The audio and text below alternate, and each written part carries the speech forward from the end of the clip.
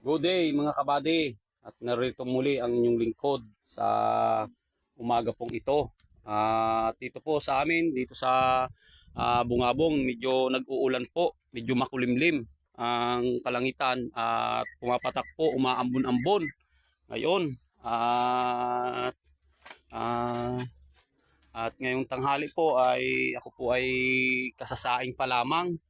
Yun, at nakasalang pa po yung sinaing.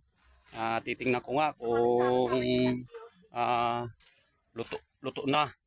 Yun, titingnan ko muna. Yun. So, yun. Luto na ang sinaing. Medyo kanina ay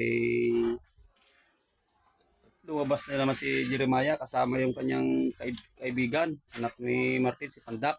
At sinabihan ko nga kanina kagabi na wag na magpupuyat at laging gabi na minsan umuwi dahil ingatan natin ang mga kalusugan po natin. Yun, kaya sa umaga pong ito ay ako ay nagluto din ng ulam. Yan, to langka galing sa kapitbahay. Ayun, medyo makulimlim po sa lugar pong ito. At ang hirap ng pagka ganitong medyo umuulan, ang mga bata ay hindi ko masundo dahil nga ganyang umuulan. At ang sasakyan din ay medyo yun, hinapagawa pa namin, nasa paggawaan pa. Kaya sana si Gab ay maglakad na lang muna mamaya pag medyo maganda-ganda ng panahon. Yun. Kaya sa umaga pong ito, yun. Ito, yung aming lugar. Ito mga gulayin dito sa bahay. Oh, yan papaya. Oh, yan. Mga papaya. Itong kamuti at saka yung gabi. Yan lang po yung mga gulay po dito sa paligid po namin na na-harvest. At yun, salamat sa Panginoon sa umaga pong ito, medyo patanghali na. Lakas po ng umambon, dilim ng kalangitan, makulimlim. Makulimlim po ang kalangitan at umuulan-ulan. Yun. Ito ang pinapagawang bahay ni Lurigen. Hindi pa tapos. Nag-uumpisa pa lang dahil yung mga nagumagawa ay may mga kontrata pa, may mga trabaho pa.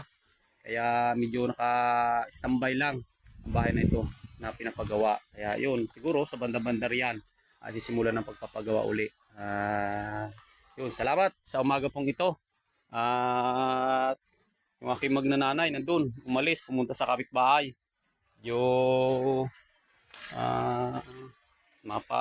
Makikipag siguro yun doon, makikipag sharing. Yun, kaya purihin ang Panginoon sa umaga pong ito at sa kanyang kabutihan. Dami kalat din sa bahay. Nagkalalabalaang ni Gina ay medyo ayun, katatapos lang. Meron na naman ulit. Ito pa yung mga ilang araw na labahin namin. Yun, ito, dami pa. Kaya hindi pa natatapos ang paglalaba. Lalo pa ngayon, umuulan. Yan, umampiyas. Dilim. Umaambon-ambon. Kaya din, minsan ay lungkot din. Hindi ka makalabas. Hindi, joke lang. Ayun. Salamat sa Panginoon. Pagka naman nga mainit, ilay nasa layasan. Pagka umulan, nasa loob ng bahay. Ayun. Kaya medyo bahay-bahay lang muna po tayo, mga kapatid, mga kabady. Yun. Kaya praise God sa umaga pong ito. Doon ang kanyang kahabagan at biyaya na patuloy niyang ipinagkakaloob sa buhay po ng bawat sa atin. Kaya salamat sa Panginoon sa umaga pong ito.